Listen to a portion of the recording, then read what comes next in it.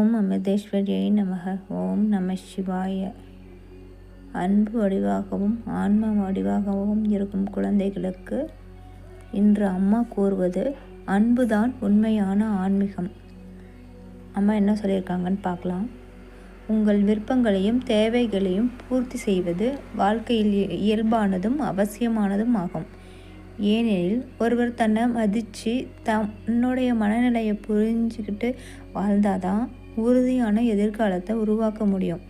ஆனால் அதே நேரத்தில் உங்களை சுற்றியுள்ள மனிதர்களோட உணர்வுகள், சூழ்நிலைகள் மற்றும் தேவைகளையும் நினைச்சு நம்ம முடிவு எடுக்கணும்.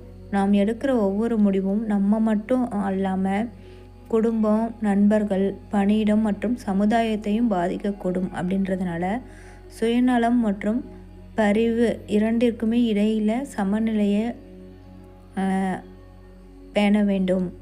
தன்னுடைய விருப்பங்களை நிறைவேற்றி கொண்டே பிறரின் மனதை புண்படுத்தாமல் அவங்களோட நலனையும் கருத்தில் எடுத்துக்கிட்டு நம்ம செயலை செய்கிறது தான் உண்மையான அறிவும் மனித நேயமும். இப்படி சுய திருப்தியும் சமூக பொறுப்பும் ஒன்றிணைஞ்ச வாழ்க்கை முறையால் மன அமைதி, நல்ல உறவுகள் மற்றும் நிலையான மகிழ்ச்சி கிடைக்கும் அப்படின்னு அம்மா சொல்லியிருக்காங்க. வாழ்க வளமுடன். ஆத்மா கோடி. இறை நன்றிகள்.